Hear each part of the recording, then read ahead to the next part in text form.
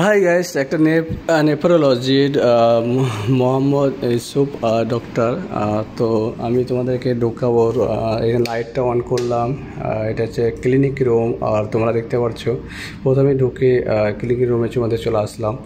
তারপরে আর একটা লাইট দিয়ে দিলাম। এখানে আছে ডাক্তারের, বুঝতে পারছো, ক্লিনিক চেম্বার। আর এখানে ডক্টর থাকে, এখানে কম্পিউটার, এখানে A to Z কম্পিউটারের মাধ্যমে।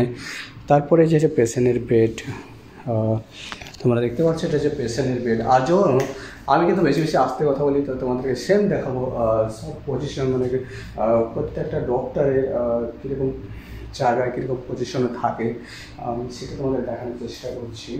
তো এখানে দেখতে পাচ্ছ দুটো হচ্ছে পেশেন্ট থাকার জন্য, দেখতে পাচ্ছ এটা হচ্ছে পেশেন্টের জন্য, পেশেন্ট বসে থাকার জন্য। তারপরে এটা বেড, আর এটা হচ্ছে নার্সের জন্য। আর ওয়েট মাপার জন্য থাকে, বোর্ড থাকে, এটা হচ্ছে এসি ওপেন টেম্পারেচার সব কিছু। তো এই রুমটা আছে এরকমই। তো সব থেকে ছোটো ছোটো ভিডিও, তোমাদেরকে ভালো লাগে ভিডিওটা লাইক কমেন্ট শেয়ার করো, subscribe YouTube channel. Bye bye, take care.